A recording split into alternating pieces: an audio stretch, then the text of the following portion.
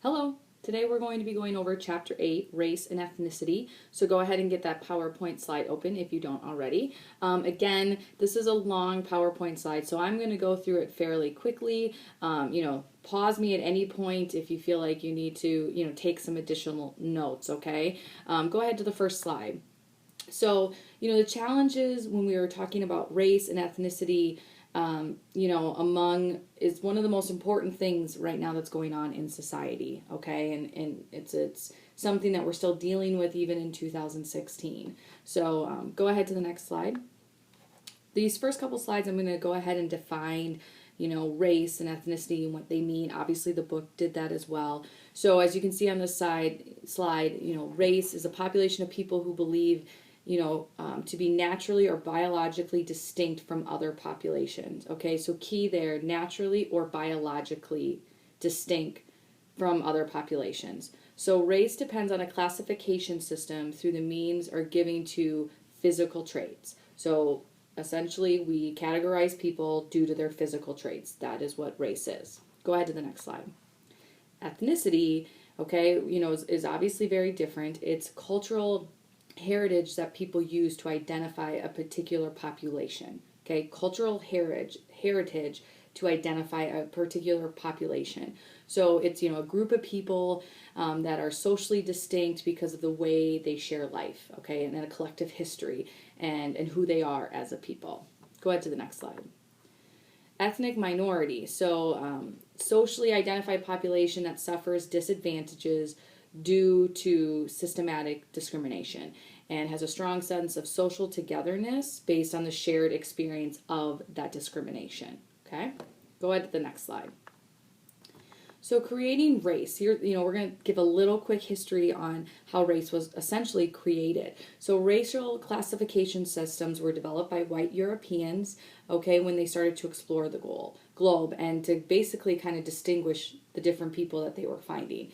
These systems were, used to justify colonialization, slavery, genocide.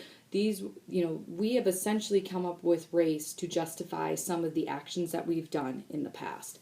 According to these systems, obviously white skin was the standard. That was what was normal, okay? Dark skin was associated with something that was inferior, and that, again, has taken a long time for that mentality to change, and for some, it still has not, unfortunately. Go to the next slide. So race ideology. Remember, last chapter we talked about gender ideology. Here's the next big ideology, and that you're going to be seeing throughout the rest of these 6 weeks. Race ideology is ideas and beliefs again. Okay, those are always the two key words when you're talking about ideologies. Ideas and beliefs that are used to classify human beings based on biological attributes such as intelligence and physical abilities. Okay, so race ideology has been used by white people to give themselves moral permission to essentially treat dark-skinned people poorly. Okay, defined dark-skinned people as white man's burden, and really was able to abuse them. Go ahead to the next slide. Race ideology in the United States. So again, here's still a little bit of a history, if you want to click on all the points here. Between the 17th and 20th century, white Americans needed justification for political expansion. So, when they were moving all over the globe, they needed, a reason why, and they needed to be able to say, we can do this because of this. White Americans sought to control blacks, through slavery. Scientists claim to have proof, okay, during this time that whites were superior, okay, which is not the case. So go ahead to the next slide. So here are some key terms, okay? So race ideology tends to support racism, which is, attitude, actions, policies based on the belief that people of one certain race are less than another certain race, okay? Or that one certain race is better than another race.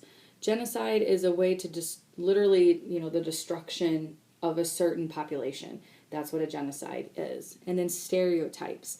They generalize and use define and judge all individuals, and they put them into one classification system. So you just have all these characteristics, regardless if you know the person or not. This is who they are as an individual based on their physical makeup. Okay, go ahead to the next slide. The problem with race and race ideology. So research shows that race is not a valid biological concept, okay? So meaning because extreme traits are not linked to internal differences, okay? Race is a social construct that's based on social definitions. So like, again, what we decide as a society, as a people, that give meaning to physical traits. So there's no real support behind it. It's something a social people have developed.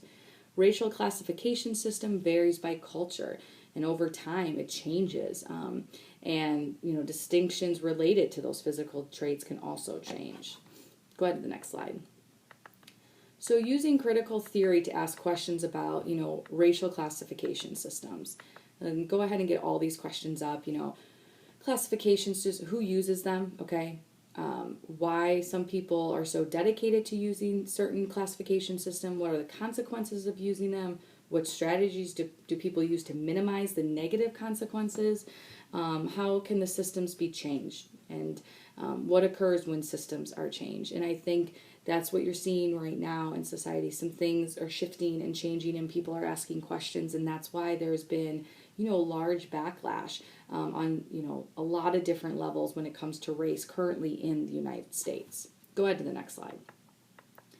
So this is an interesting slide, and I believe when you look at this, Tiger Woods, he's combined a lot of different backgrounds, and his race ideology really disrupts what we say, that black and white, like you are this or that. He has a lot of different races in his background. So go ahead to the next slide. Race in the United States. So race is primitive but powerful classification used worldwide. It's not just something in the United States, it is worldwide. Race in the United States is unique because we basically use a two classification system, and that's it. It was defined by white men to ensure purity of the white race. It was made so that we would stay in control. And when I say we, I mean the white, males would stay in control. That's why they developed it, essentially. It persists in the face of evidence, even though popular notion of race purity, it still exists, is essentially what, it's saying, even though there's evidence to show that it's not true. Go ahead to the next slide.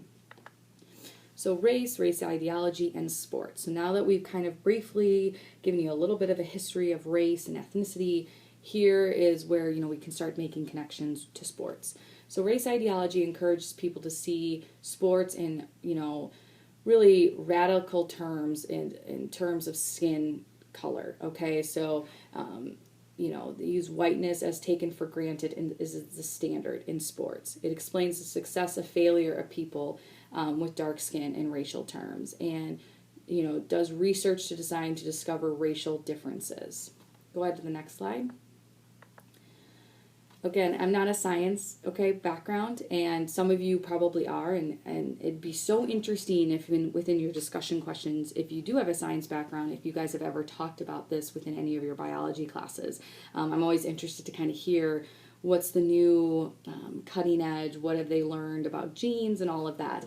Anyhow, this slide in the book talks about that the jumping gene is really misleading because it oversimplifies the idea of how our genes work, that it mistakenly assumes that jumping is a simple physical activity related to one gene.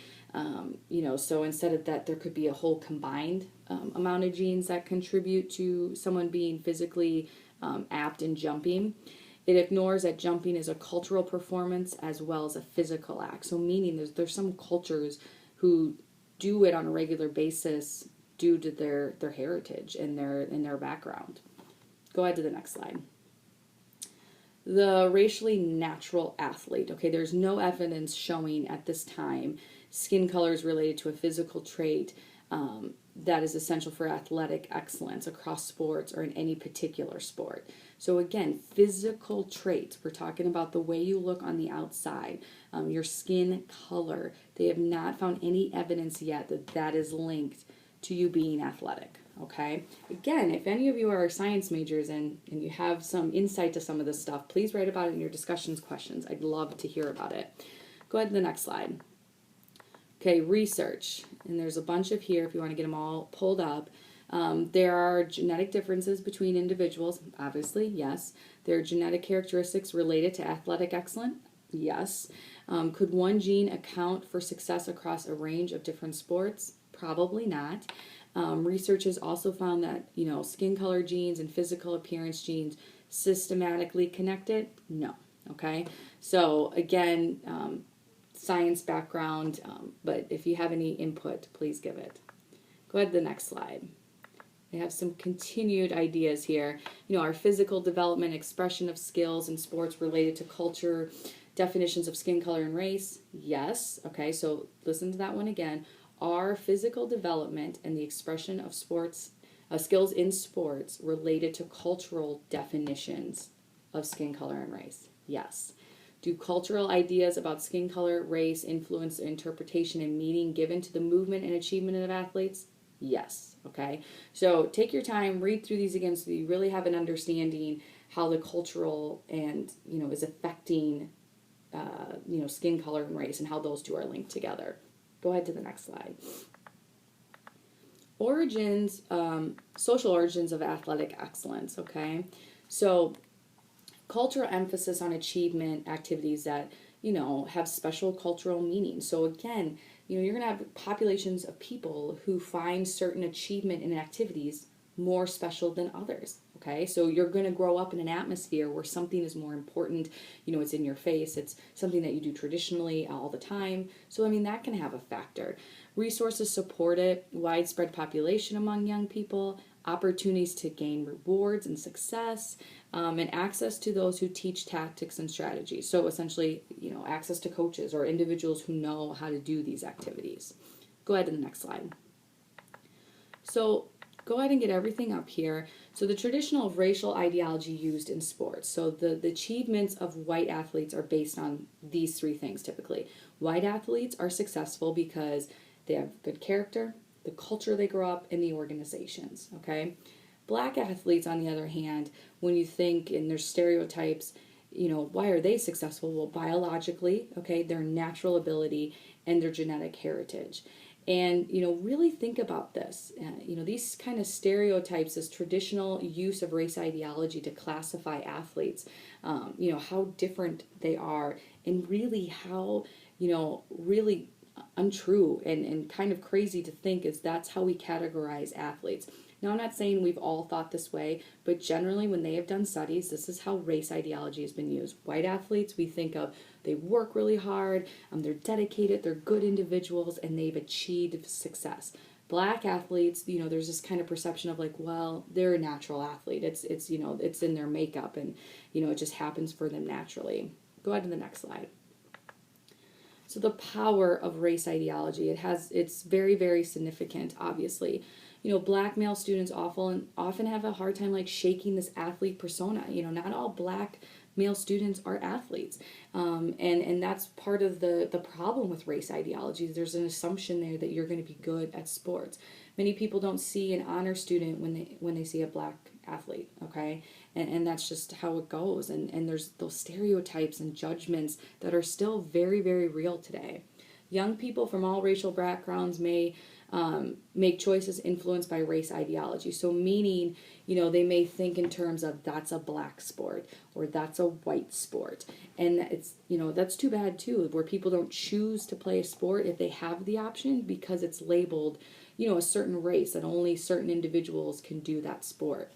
In everyday life, race ideology is, linked to other ideas about gender and social class. So, the example under here is like a black male body has been socially constructed with white fears, okay? So race ideology, and we'll talk about this throughout all chapters, race ideology is also connected to gender ideology, and it's also connected to social class ideology, and we're going to get to that in the next couple chapters. Go ahead to the next slide. So race, gender, and social class, how they intersect through race ideology. So there's a couple slides with this one. So, basically the history of it is strong fears of physical powerlessness among black men. So early on, long time ago in history, there was a fear because of, the strength of black men. Powerful anxieties about sexual appetites and attitudes and capabilities of angry black men, deep fascination with the movement of the body, okay? Therefore, black male body became, really like an entertainment, and they saw it as a mobile asset, something that they could use. And when I'm saying I'm talking about like Euro Americans, white male Americans, back in history. So that's how they viewed the black male body. Go ahead to the next slide. So race, gender, and social class continuing here and how they intersect. In the U.S., black female athletes must closely monitor themselves, okay, so that they aren't perceived by whites as too black, okay, and making sure that they put out a certain persona out there. And I think that's somewhat changing, okay, and some athletes are stepping out and just being who they are, and they don't feel like they have to conform, but it's still a very difficult environment, of judgment and acceptance. Tone down their toughness to appear non-threatening. They don't, the quote that's down here is very, probably now we're talking 10, 15 years ago, a famous radio gentleman, sports radio, went on the air and talked about Rutgers women's basketball team. They had been playing really well and they were just having a great season, and he referred to them as tough, nappy-headed hoes. And it was just astonishing. Here was these young women who were fantastic athletes that were winning games, and they were a tough team. They were, known as being physical, and that's how they were referred to. I mean, he got fired, and it was a really big deal. But, this mentality of, judgment and stereotyping towards these individuals, is really unfair, but it's still continuing because of the race ideology. Go ahead to the next slide. Race, gender, and social class, okay, intersect in sports through race ideology, okay? So in the U.S., the body of a black female has been sexualized or viewed as a source, okay? This has led to stereotypes of black women. Stereotypes continue, okay, even today. Go ahead to the next slide. Historical consequences of race ideology and for African Americans in sports, desegregation of revenue producing sports, continued racial exclusion in social sports, position stacking in teams. So stacking is this idea that you put what you would deem intelligent people in certain positions, so like the quarterback, the point guard, and typically those are going to be white athletes. And the book kind of goes into it more. Now, obviously, that's changing. And if we were meeting in person, we'd start giving examples of how we've seen that change. Cam Newton, he's been a fantastic quarterback this year, regardless if you like them or not, or what you think of him. He's been very successful. But he also had a lot of backlash this year. If you didn't watch any of the NFL, he got in trouble because he didn't act a certain way after he lost. Compared to some of his white quarterbacks that he, competes against. And if you have time, look it up. It's really interesting. If you didn't see anything about it, or maybe you did, and again, love to hear your opinion on the Cam Newton situation that occurred this last year. Management of barriers for black athletes, and then skewed distribution of African Americans in U.S. colleges and universities. Go ahead to the next slide. Okay, so sports participation among African Americans. So the facts show that prior to the 1950s, sports in the U.S. were racially segregated, okay? African Americans participated in sports in a very limited range, which I'm sure is not surprising to most of you. African Americans are clearly underrepresented, even today, though, in most sports, which I know is very shocking. They're not taking over sports as some whites continue to believe. And I think there's this notion that they take over sports because of what we are seeing and what we view every single day, but that's just not the case. Go ahead to the next slide. Okay, so sports participation among Native Americans, and you're going to be reading a New York Post article, which is specifically going to look at Native Americans and their participation within sports, and it'll kind of open up your eyes how difficult it is for them to, really break the barriers of getting involved in athletics in the United States. They compromise dozens of diversity culture groups, or comprise, traditional Native American sports combine physical activity with ritual and ceremony. So their culture is really heavily linked to physical activity. Native Americans often fear losing their culture when they are playing Euro-American sports. Okay, so there's this idea that you're going to lose your culture, you're going to get less connected, lose your background if you play Euro-American sports. Widely accepted race and ethnic stereotypes about Native Americans have restricted their access to sports participation as well. Go ahead to the next slide. So identity theft in sports. So using stereotypes of Native Americans, for team names, logos, regardless of their intentions, okay? Are there any conditions under which organizations could use cultural and religious images of others for their own purposes in sports? Okay, just asking you questions here. What if a school named its Olympians use the 5-ring logo as their logo? I mean, could somebody do that?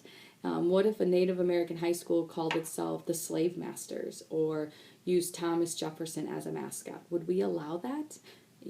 Just think about some of those things. And, the next couple slides, we'll get through them quickly here, but just give you some examples. This is of the different pennants and things that, are currently or were formally used, okay, that use Native Americans. One example, the book talks about, like, how would you feel if the team was called the Washington Darkies, okay?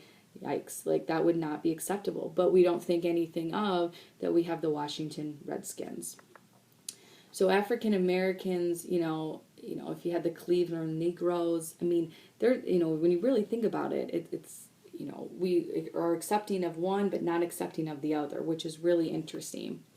Go ahead to the next slide. This one here obviously, talks about, is there really honor when, because that's the whole justification system, is that they're honoring, this culture by using them as a mascot. But are they being honored? Go to the next slide. Honoring, the Chiefs at Florida State, and, essentially like you're wiping your face with them, you're sitting on their, what their cultural, what they find significant, and you're using it for a doormat and things like that. Go ahead to the next slide. So, and then obviously there's really, this shows different newspapers here. Orioles gunned down the Indians, things like that are really a negative connotation, even though, okay, it's getting used in the sports world. Go to the next slide. Indians are people, not mascots. And I think that's, again, think about that. Indians are people, not mascots. And why have the stereotypes about Native Americans consistently, stayed in our, haven't changed in the U.S. in sports? There's been minor adjustments. So name and logo of a university, these are just some examples. The Fighting Whiteys, like that would never happen. So sports participation, we'll kind of switch gears here now to participation among Latinos, native-born, natural citizens. Participations vary depending on, origin and heritage and generations. Experience include cultural gaps and dealing with, related to Mexicans, Puerto Ricans, and Cubans. Latin Americans working as athletes in the United States. 40% of players under contract in the major league are Latinos, okay, for baseball. Long history of Latinos playing soccer in the United States. Undocumented workers and family members, little knowledge, okay, access to information is scarce. And sports are used strategically to share information with workers about how to survive in the United States, okay? So essentially this is a way to get within the culture. Go ahead to the next slide. Latinos often link sports with their history and heritage as well. And Latinos today can be seen as athletes are able to see athletes who look like them. But, again, little is known about their experience in sports and how they've integrated their lives. So, there's just not a lot of information right now of how Latinos have broken into sports as a whole. So sports participation among Asian Pacific Americans, okay, cultural heritage and history of Asian Pacific Americans is diverse. There's 18 nations, dozens of different cultures. Sports participation patterns among them, with their migration history vary, okay? People with Asian are seen by Americans as foreign, even if they're natural born citizens. So Asians have a different kind of stereotype to overcome. They're always seen as, a foreign individual in our country, even when, they were born here. Asian Americans have a long history of sport participation in the U.S. Some use sports to challenge and discredit stereotypes, some to gain acceptance into school, okay? Tensions may occur if they don't embrace the traditional U.S. sports system. Go ahead to the next slide. So Olympic speed skater, if you haven't heard of him, Apollo, was amazing speed skater, and even if you don't like speed skating, he was so fun to watch, so good. He ended up being on Dancing with the Stars. So he's another barrier breaker that, again, if you're thinking of an athlete who's broken some barriers, definitely, can look into him as well. Race, ethnicity, and sport and global issues. Okay, research on global soccer has found 3 primary expressions of racism. So I want you to really understand this. There's direct racism. So fans literally insulting players with big, like terrible slurs, okay? Then there's indirect racism where there's like chants or banners or things that promote political agendas, okay? So direct is that you're saying it right to them, which is pretty obvious. And then indirect is that you're doing something that still can be incredibly offensive, but you're not really directing it at any certain person, you're just making it well known. Racism on the field, negative comments made by athletes, coaches, and referees. Racism has become a major problem in worldwide sports. And when we're talking about racism, obviously right now our country is dealing with it, the United States, but it's a huge problem around the entire world, specifically in soccer. Racism has been something that they've really tried their best to eliminate, and it's still there every single day. Go ahead to the next slide. Kick racism out of football. They've really made this a focus. This slide here, it says Wartburg and Luther men's soccer teams. A couple years ago, both Luther men's soccer team and the Wartburg men's soccer team unfortunately had an incident that occurred on the field. Separate games, they were playing other opponents, where the other opponents used a racist comment towards one of the players on their teams. It was unbelievable, the things that were being said to these players.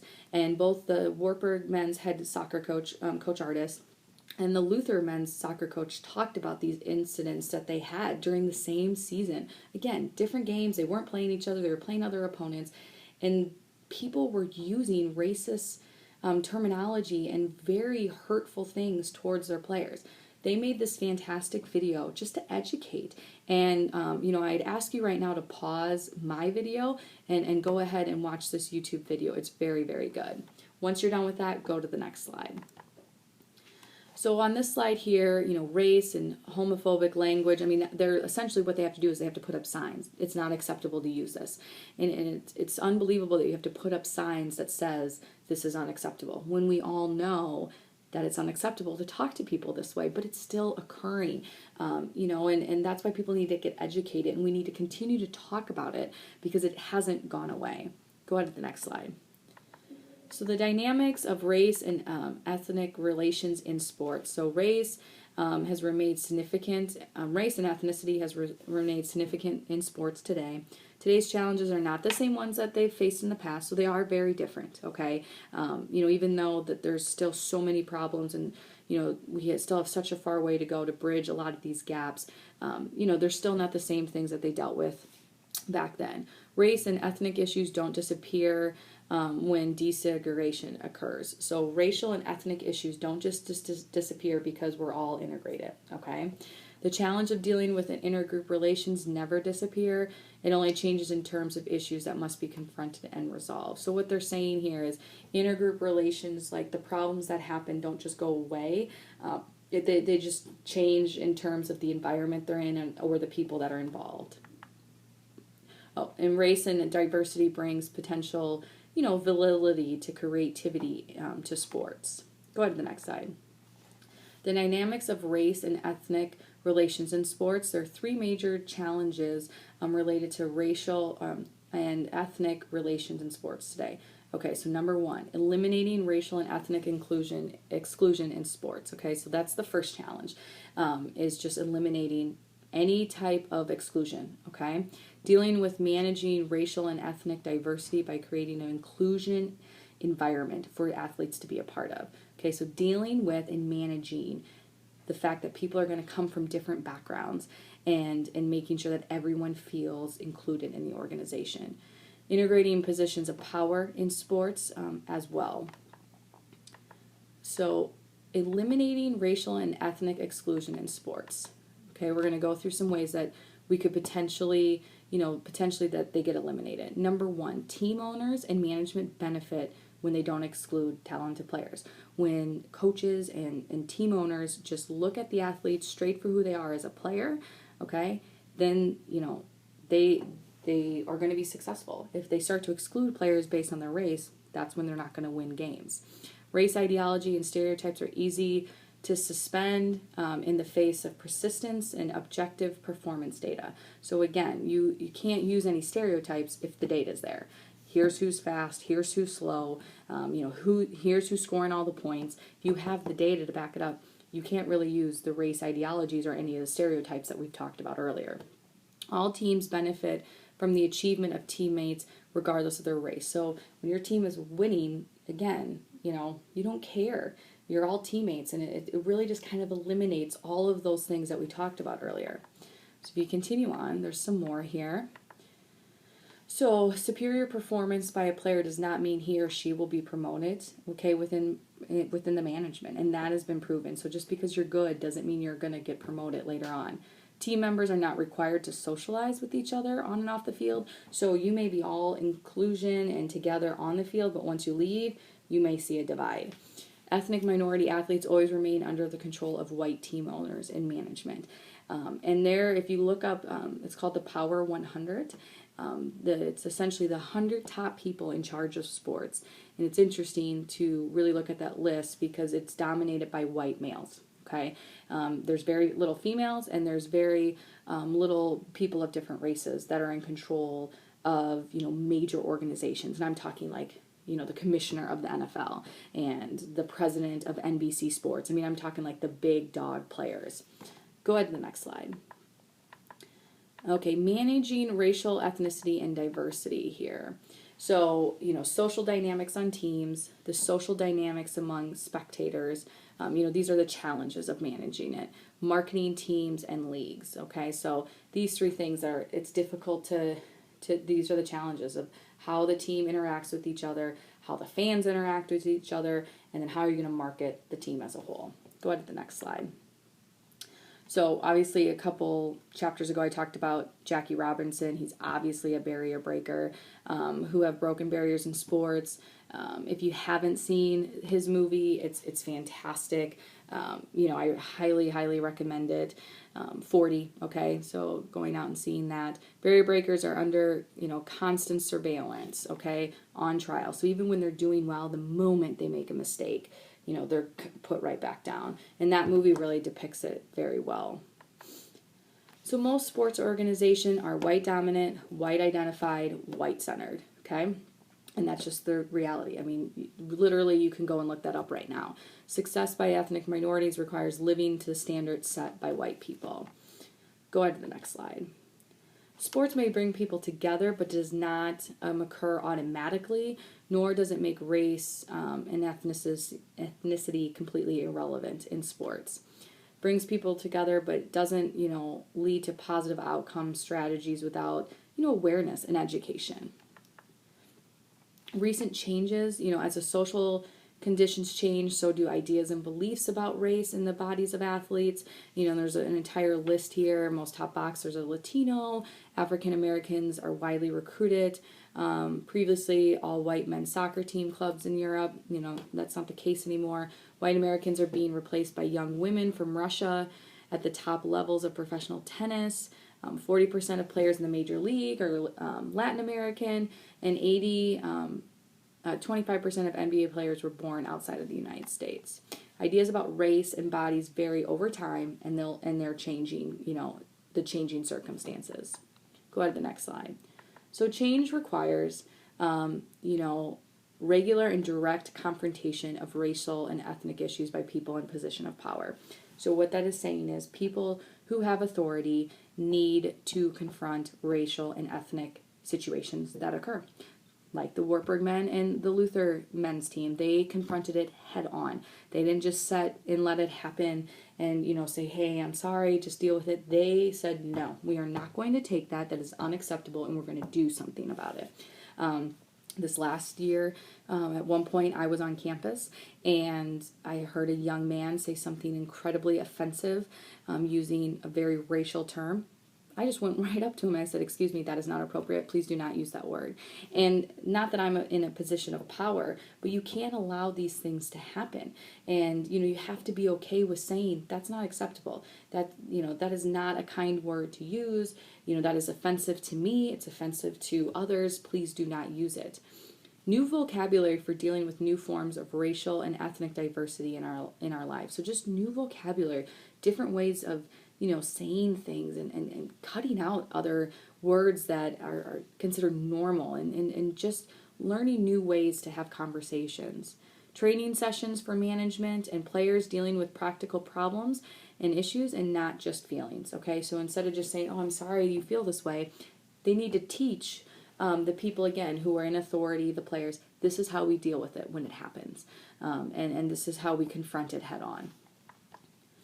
So that was our last slide. Again, I know I went through it very quickly. At any point, you should go back and pause and kind of read through some more stuff. Obviously, the chapter gives you a lot of detail as well. If you have any questions, please let me know. I know you're going to be working on your barrier breaker paper.